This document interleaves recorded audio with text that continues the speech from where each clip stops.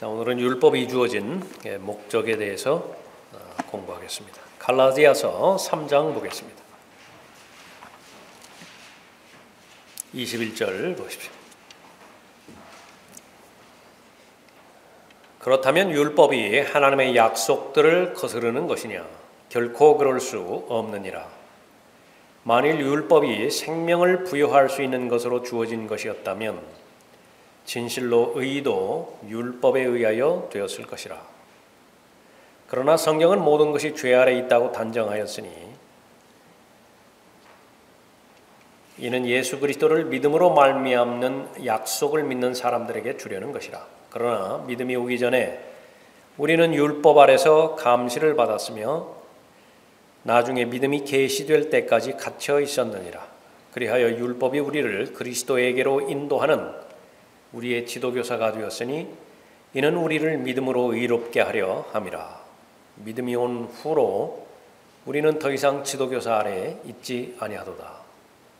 너희가 다 그리스도 예수를 믿음으로 말미암아 하나님의 자녀들이 되었으니 너희 가운데 그리스도 안으로 침례를 받은 사람은 그리스도로 옷 입었느니라.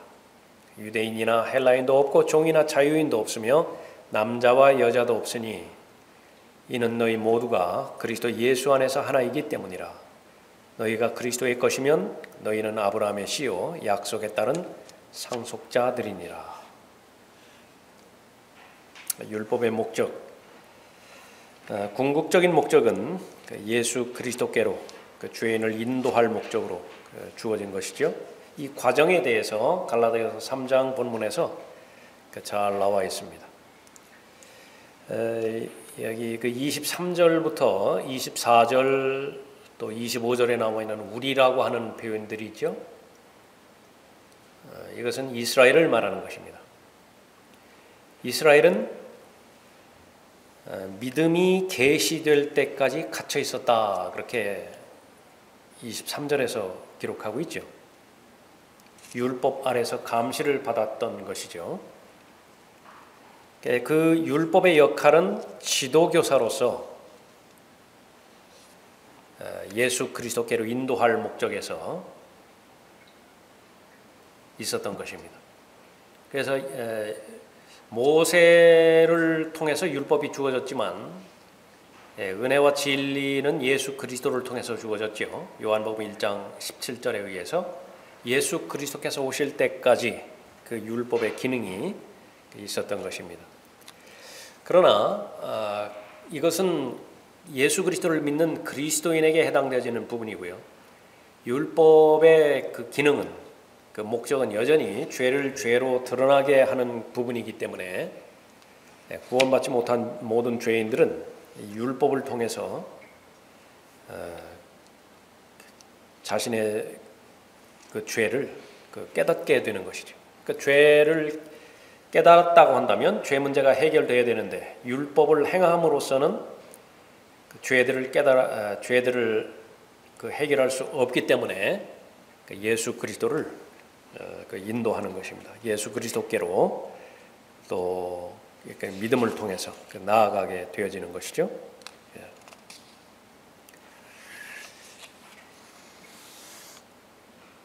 그것이 전체적인 결론이고요. 이제 교재에 보십시오. 교재에 율법은 거룩하고 의로우며 선하고 온전하며 순수하고 옳다. 율법 자체에 대해서는 전혀 잘못이 없다라고 하는 사실입니다.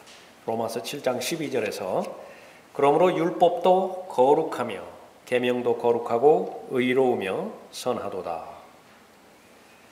그래서 죄인이 죄를 짓는 것은 율법의 잘못이 아닌 것입니다. 또 하나님께서 아담과 이브에게 계명을 주셨죠. 그 계명을 주신 목적은 바로 그 열매를 먹지 말라고 말씀하셨을 때에 부정적인 목적으로 아담과 이브를 죽이시려고 하는 목적으로 주신 것이 아니라 영원히 살게 할 목적으로 주신 것이죠. 계명이 주어진 것은 아담과 이브를 보존하기 위함이었습니다. 그것은 아담과 이브가 그 계명에 주의를 기울이기만 한다고 한다면 보존되는 것입니다. 마찬가지로 하나님께서 우리로 하여금 정욕을 저지르게 할 목적으로 너는 탐내지 말지니라 그렇게 말씀하지 않으셨던 것을 알 수 있죠.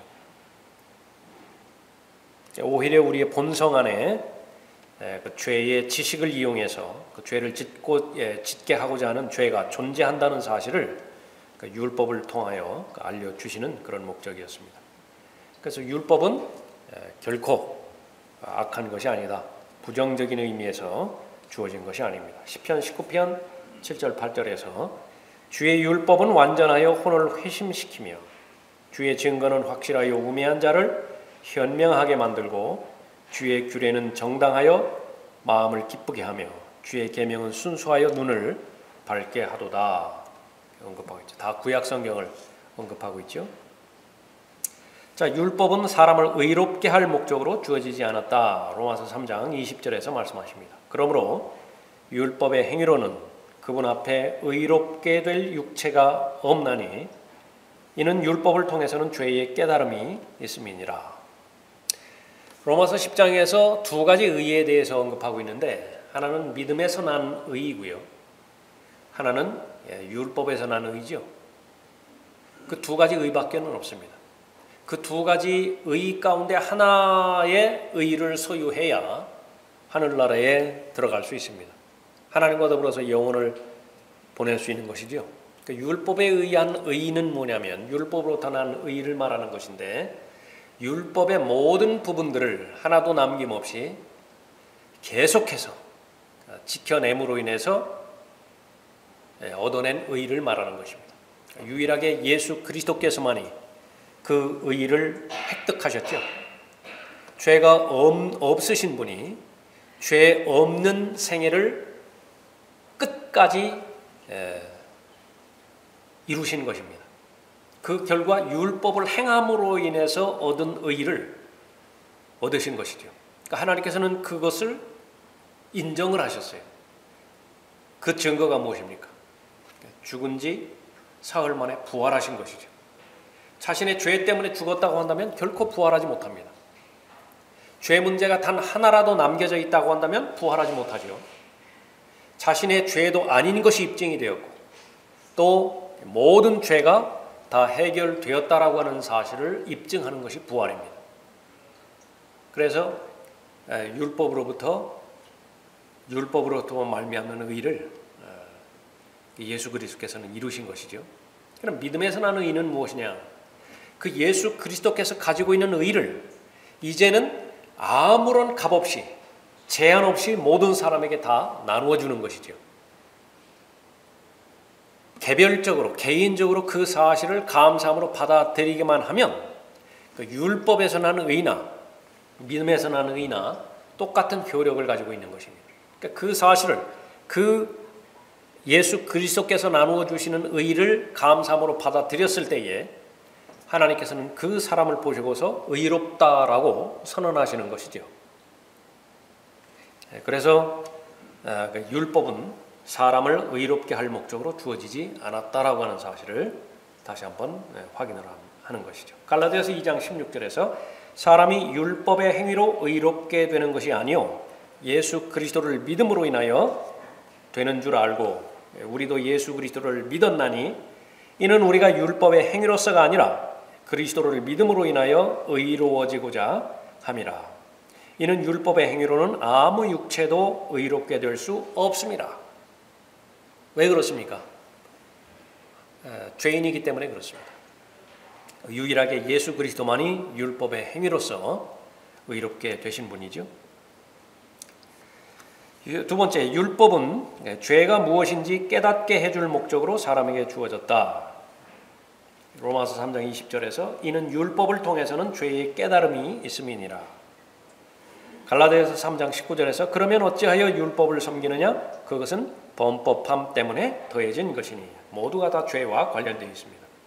로마서 5장 13절에서 율법이 있기 전에도 죄가 세상에 있었으나 율법이 없을 때에는 죄를 죄로 여기지 아니하였느니라. 하나님께서 눈 감아 주신 거예요. 다 그냥 지나치신 것이죠. 로마서 4장 15절에서 율법은 진노를 일으키나니 그 율법이 없는 곳에는 범법도 없느니라. 그래서 이 선과 악의 지식을 알지 못하는 이 어린아이들, 그 상태에서 죽으면 하나님께서는 그 책임을 묻지 않으십니다. 지옥에 가지 않고 모두가 다 구원받게 되는 거죠. 율법이 말하지 않았더라도 사람은 탐심이 죄인지 모른다. 율법이 말하지 않았더라면 탐심이 죄인지 모른다 그랬습니다. 로마서 7장 7절에서 그런즉 우리가 무슨 말을 하리요? 율법이 죄냐? 결코 그럴 수 없느니라. 율법에 의하지 아니하고서는 내가 죄를 알지 못하였으니 곧 율법이 너는 탐내지 말라 하지 아니하였더라면 내가 정욕을 알지 못하였으리라.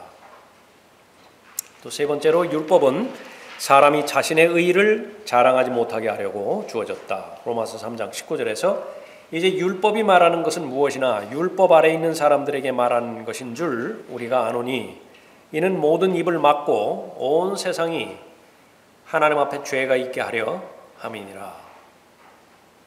그러니까 이 목적을 알지 못했을 때에 자랑하려고 했던 것이죠.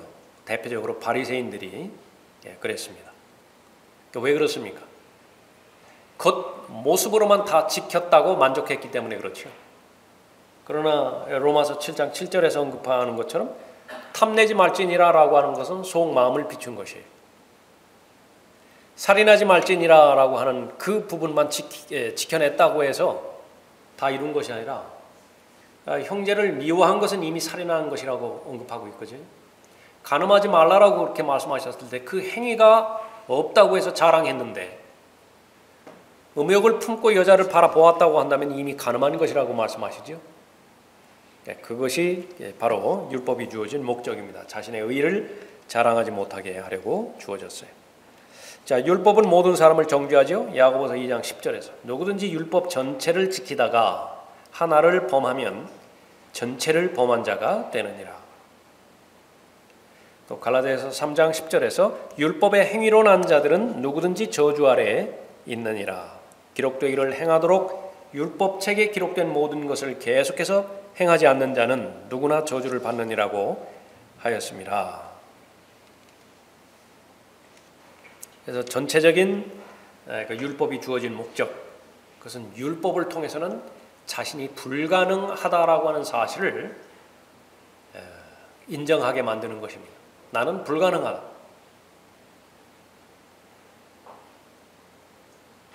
그러면 그것을 가능하게 하기 위해서는 바로 예수 그리스도를 바라보게 만드는 것이죠. 민수기 21장에서 기록된 것처럼 불뱀에 물렸다고 한다면 내가 스스로 치유할 수 있는 방법은 전무해요.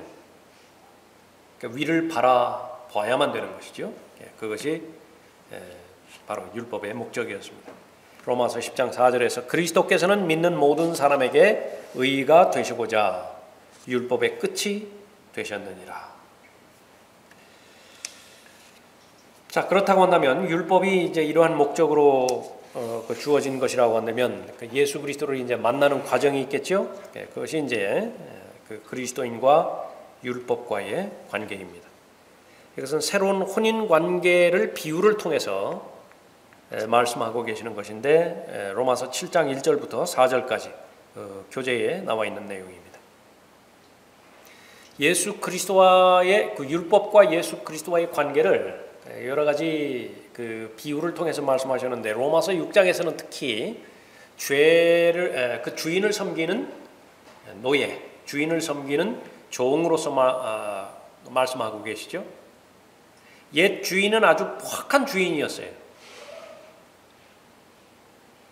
그러나 새 주인은 바로 예수 그리스도이시죠. 여기에는 이제 또 옛 남편과 새 남편에 대해서 언급하고 있습니다. 여기서 1절부터 4절까지 읽으실 때에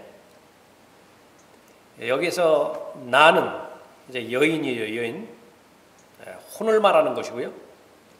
옛 남편은 그 혼과 들러붙어 있는 육신을 말하는 것입니다. 육신은 죄들의 몸이죠. 죄들의 몸. 그 부분을 유의하면서 1절부터 읽어보죠. 형제들아, 내가 율법을 아는 자들에게 말하노니 율법은 그가 살아있는 동안에만 그 사람을 주관하는 것을 알지 못하느냐. 남편이 있는 여인은 그 남편이 살아있는 한 그에게 법으로 매여 있으나 남편이 죽으면 그녀는 그 남편의 법에서 벗어나느니라. 그러니까 여기서는 이 결혼에 관련된 교리를 설명하는 것이 아니라 이 결혼과 관련되어서 율법과 그리스도와의 그 관계를 지금 설명하고자 하는 것이죠. 그러므로 남편이 살아있는 동안에 다른 남자와 혼인하면 간음한 여인이라 불리지만 그녀의 남편이 죽으면 그 법에서 해방되므로 다른 남자와 혼인하더라도 간음한 여인이 아니니라. 나의 형제들아, 이런 연유로 너희도 그리스도의 몸으로 인하여 율법에는 죽었나니 이는 너희로 다른 사람 즉 죽은 자들로부터 일으켜지신 그와 혼인하게 하려는 것이요 그리하여 우리로 하나님께 열매를 맺게 하려는 것이니라.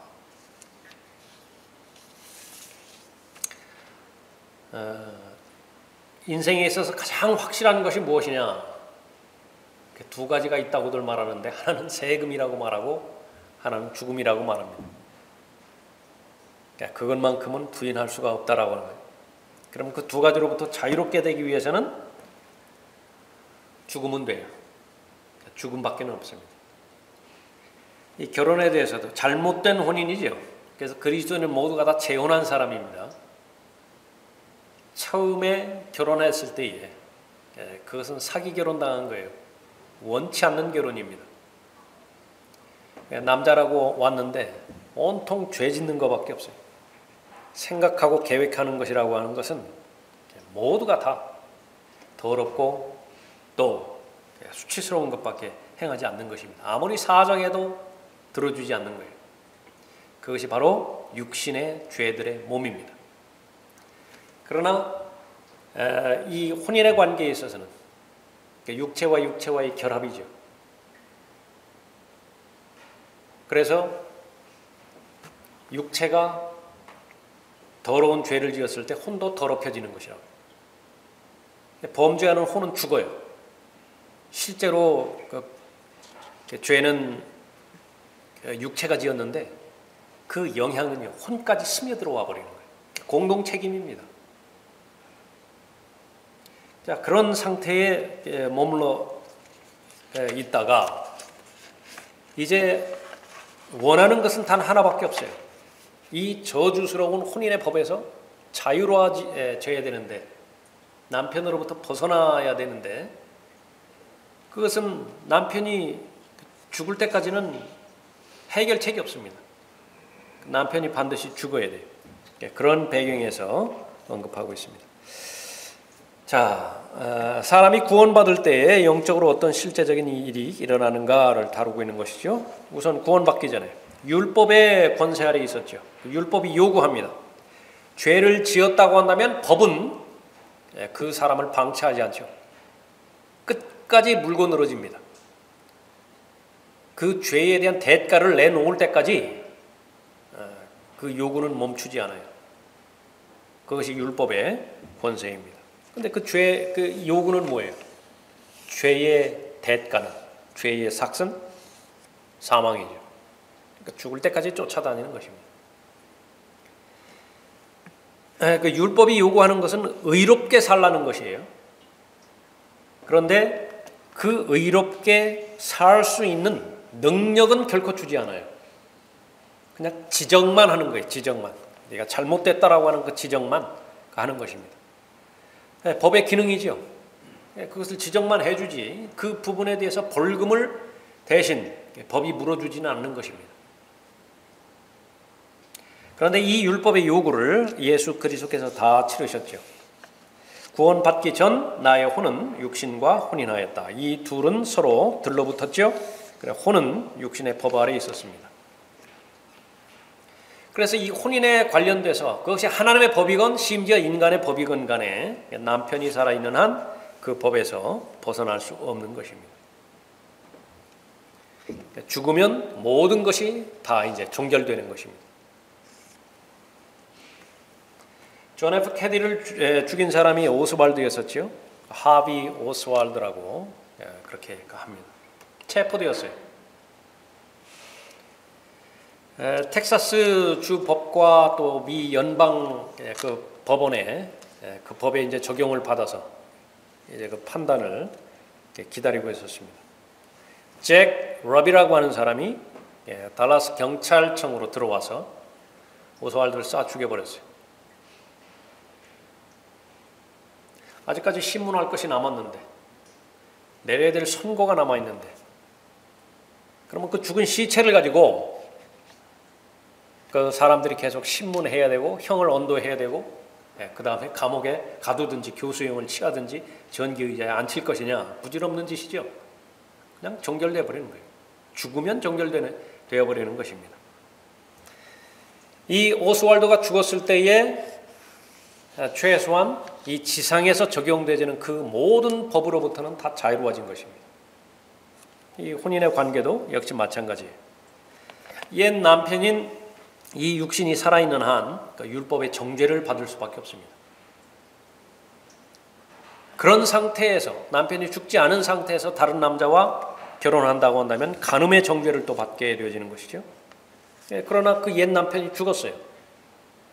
그렇게 된다고 한다면 율법이 요구하는 혼인의 법에 관련돼서 요구하는 모든 요구로부터 자유로워지는 것입니다. 바로 예수 그리스도께서 나를 대신해서 죽으신 것이죠.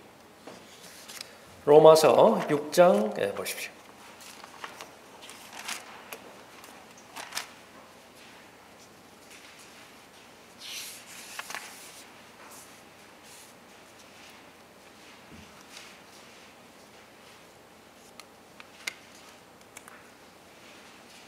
삼절에 예수 그리스도 안으로 침례받은 우리가 그의 죽으심 안으로 침례받은 것을 알지 못하느냐. 그러므로 우리가 죽음 안으로 침례를 받아 그와 함께 장사되었으니 이는 아버지의 영광으로 인하여 그리스도께서 죽은 자들로부터 일으켜지심과 같이 우리도 또한 생명의 새로움 가운데서 행하게 하려 함이니라. 만일 우리가 그의 죽으심의 모양으로 함께 심겨졌다면 또한 그의 부활하심의 모양과 같이 되리라. 우리가 이것을 아나니 곧 우리 옛사람이 그와 함께 십자가에 못 박힌 것은 죄의 몸을 멸하여 더 이상 우리가 죄에게 종노릇하지 않게 하기 위함이니라 말씀하셨죠.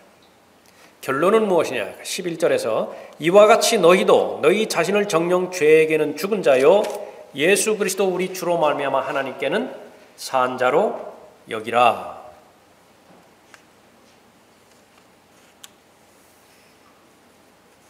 죄가 죽었다는 말도 아니고 율법이 죽었다라고 하는 말도 아닙니다. 죄는 여전히 살아있고 더 많아지죠. 그 율법도 역시 마찬가지로 계속해서 그 기능을 계속 수행하고 있죠. 다만 죄가 나를 바라볼 때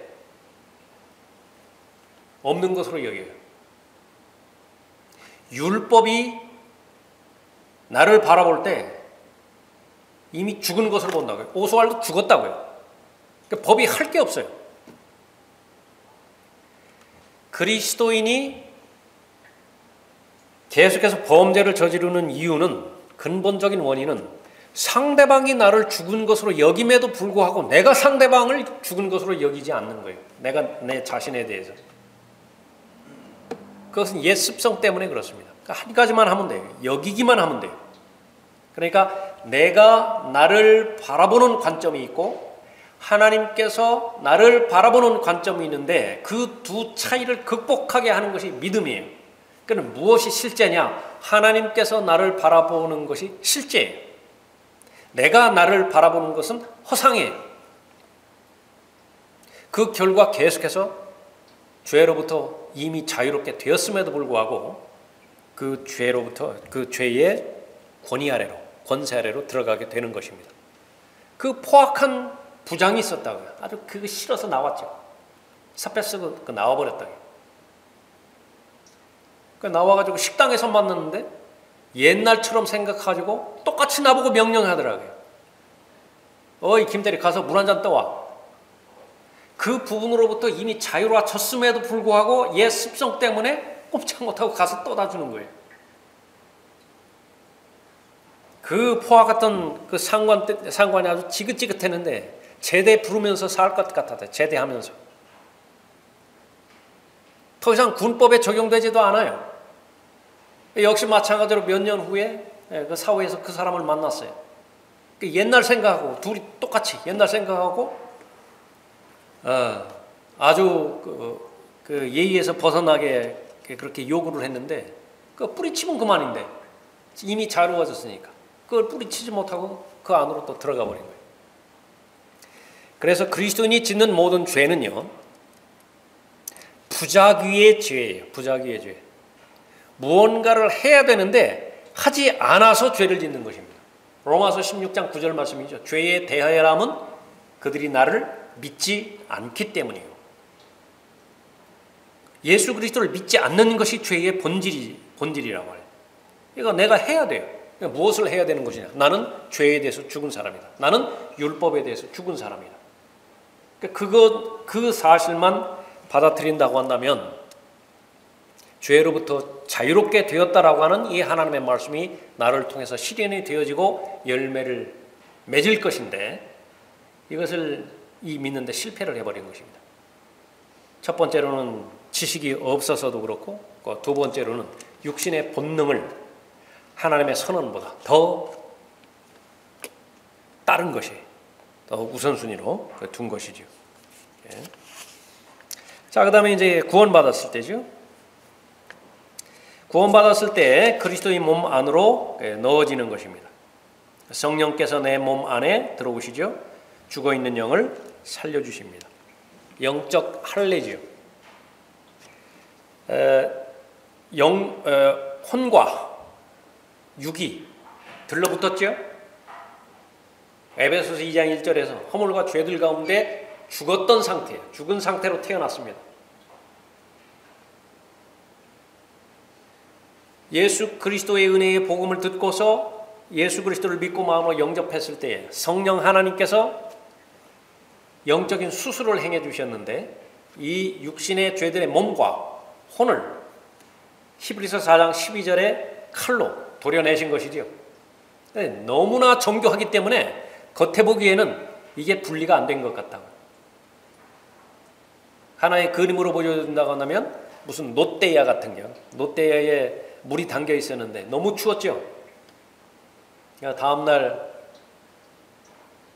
아침에 나가봤더니 이 대야하고 놋대야하고 얼음이 붙어가지고 거꾸로 들어도 얼음이 안 쏟아지죠. 그러니까 영과 혼과 육체가 그렇게 들러붙어 있는 상태가 바로 그 부분이에요. 근데 거기에 뜨거운 물을 부었다고 해요. 쩍 하는 소리와 더불어서 분리가 되었죠. 근데 겉으로는 드러나지가 않아요. 언제 알 수 있습니까? 그거 뒤집어 보면 안다. 뒤집어 보면 대번의 얼음 덩어리와 놋 대야는 분리가 되어 버리죠. 영적인 할례예요. 예수 그리스도는 몸이 있는데 살과 뼈가 있죠. 피가 없는 살과 뼈가 있다. 그 예수 그리스도의 영적인 몸과 합해져 버렸어요. 새로운 혼인입니다. 주와 합하는 자는 한 영이니라 이렇게 말씀하고 계시죠. 그것이 바로 구원받은 이후의 그리스도인의 그 삶입니다. 에베소서 5장 30절 말씀이죠. 이는 우리가 그의 몸과 그의 살과 그의 뼈의 지체임이라. 이렇게 될 수 있는 근거는 무엇입니까? 그리스도 안에 있게 되므로 예수 그리스도의 죽음의 한 부분이 되었죠. 그리스도의 죽음 안에서 율법이 죄에 대하여 요구하는 형벌을 치르게 된 것입니다. 죄가 존재하면 율법을 반드시 요구해요. 근데 그 요구가 어디에서 이루어졌다고요? 그리스도의 죽음 안에서 이루어진 것입니다. 근데 그 그리스도의 죽음이 나의 죽음으로 동일시해 주셨어요. 하나님의 신학이라. 그 사실을 받아들이면 예수 그리스도께서 내가 서야 있어야 되는 자리에 서셨다라고 하는 사실을 깨닫게 되는 것이죠. 예수 그리스도의 부활하심에 동일시이 되기 때문에 다른 남자와 혼인할 수 있는 그 어떤 몸의 한 부분이 되었을 뿐만 아니라 예수 그리스도 자신과 혼인할 수 있게 된 것입니다. 에베소서 5장 30절 이후에서 이 부분을 언급하고 있죠. 이는 우리가 그의 몸과 그의 살과 그의 뼈의 지체임이라. 이런 까닭에 남자가 자기 아버지와 어머니를 떠나 자기 아내와 결합하여 그 둘이서 한 몸이 될지니라. 이것은 위대한 신비라. 그러나 나는 그리스도와 그 교회에 관하여 말하노라. 신비라고 말하는 이유는 무엇이에요? 마치 남자와 여자가 혼인함으로 인해서 한 몸을, 완전한 몸을 이룬 것처럼 주의 몸의 그 일부로서 언급하고 있기 때문에 그런 것이죠. 그 전에는 율법의 적용을 받았을 때, 율법 아래에 있을 때에 육체로부터 분리가 되지 않았을 때에 그것은 바로 의무밖에는 없었습니다. 이제는 새로운 남편이라, 그 새로운 남편이 그 남편과의 혼인 관계가 이루어졌을 때에 그 전에 남편과의 그 관계에서는 육체의 일들만 생산했었는데 아무런 열매가 없었어요. 그 자식을 낳지 못하는 거예요. 그 옛 남편과 그렇게 사는 데서는 아무리 오래 살아도. 그러나 새 남편으로부터는 요한복음 15장에서 언급하고 있는, 또 갈라디아서 5장에서 언급하고 있는 성령의 열매들을 계속해서 낳는 것이죠. 생산하는 것이죠. 그 부분을 율법과 그리스도와의 관계에서 언급하고 있습니다. 자, 이 부분들은 이제 그 남편이 육신의 그 죄들의 몸과 관련돼서 직접적으로 연결된 부분이고요. 율법과의 관계에서요. 율법 아래에서 하나님을 섬기는 것과 은혜, 그러니까 진리와 은혜를 주시기 위해서 예수 그리스도는 이 땅에 오셨다고 말씀하셨죠. 그 은혜 아래에서 예수 그리스도를 섬기는 것의 차이가 무엇이냐. 그 포악한 주인이 내 신분이 그 포악한 주인의 노예였기 때문에 새벽부터 잠잘 때까지 요구하는 모든 것들을 나는 행해야 될 의무가 있다고. 너무 힘들어요. 그러다가 주인이 바뀌었습니다. 새로운 주인이 바뀌었어요. 근데 그 새로운 주인은 나를 값을 치르고서 나를 사줬어요. 나한테 자유롭게, 그러니까 자유를 허락해 주신 것입니다. 내가 스스로 종이 되었어요. 출애굽기에 나오는 것처럼 자원해서 그 주인 밑으로 들어간 것입니다. 내가 원하는 것은 한 가지밖에 없습니다. 그 주인이 무엇을 기뻐할까? 그런데 그 주인이 기뻐하는 일을 하면 내가 너무 좋은 것이에요. 내가 너무 기쁜 거예요. 가장 온전한 만족을 누리게 되는 것입니다. 신나게 그 새 주인을 섬기는데 시간이 지난 다음에 자신을 돌아봤어요. 깜짝 놀랐습니다. 왜 깜짝 놀랐느냐? 옛 주인이 시켰던 명령을 준행하던 일의 양보다요, 새 주인 밑에서 자원해서 그 새 주인을 기쁘게 하기 위해서 일했던 그 양이 훨씬 더 많아요. 그럼에도 불구하고 계속해서 더 하고 싶다고. 그 부분. 그것이 예수 그리스도의 은혜이고 예수 그리스도의 사랑인 것입니다. 남편과의 관계도 마찬가지예요. 이 옛 남편이 요구했던, 하루라도 빨리 그 옛 남편의 그 권위로부터 벗어나기를 원했던 그 상태에서 행했던 그런 일들, 그런 그 일들과 새 남편인 예수 그리스도와 동행하면서 생명의 새로움 가운데서 걸어가면서 행했던 일들은 비교가 되지 않아요. 그 양에 있어서도 비교가 되지 않을 뿐만 아니라 그 질에 있어서도 영원히 지속되는 것입니다. 맺게 되지는 열매, 성령의 열매라고 하는 것이 바로 그 부분이죠. 그렇게 해서 새로운 혼인 관계를 맺어주기 위해서 내가 죽어야 되는, 옛사람은 바로 나 자신 아니겠어요? 내가 죽어야 되는 그 죽음을 예수 그리스도께서 대신 죽어주신 것이죠. 그 결과 재혼할 수 있게 되었고, 그것은 기다릴 필요도 없습니다. 옛 남편이 죽자마자 재혼해버린다. 그렇게 하는 사람이 제일 현명한 사람이고, 그렇게 하는 사람이 제일 능력 있는 사람이죠. 모든 그리스도인은 다 그런 사람이에요. 새 남편인 예수 그리스도를 소개받자마자 기다렸다는 듯이 기다렸고요. 그런 삶을 살고 싶었잖아요. 그렇게 해서 혼인하게 되었을 때에 4절에서 언급하는 것처럼 그 열매를 계속해서 맺어가고 지금까지 걸어온 길이 아니라 생명의 새로운 길에서 계속 성령 하나님과 동행할 수 있게 된 것이죠. 자, 오늘은 여기까지 하겠습니다.